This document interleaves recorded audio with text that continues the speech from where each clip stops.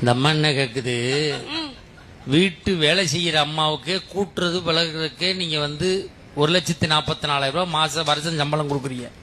நாங்க பொண்டாட்டி வந்து வீட்டை கூட்டுறோம், பெருக்கிறோம், சமைக்கிறோம், பாத்திரம் கழுவுறோம், துணி துவைக்கிறோம், பிள்ளைய குளிப்பாட்டுறோம், உங்க அப்பனை பாத்துக்கிறோம், உங்க அம்மாவை பாத்துக்கிறோம், இவ்வளவு வேலை பாக்குறமே, எங்களுக்கு சம்பளம் கொடுத்தியான்னு கேக்குறேன். ஆமா சார். இப்ப நான் என்ன சொல்றேன்னா, வேலைக்காரி நாளைக்கே வேலை பிடிக்கல போடினா போயிருவா, நீ போவியா?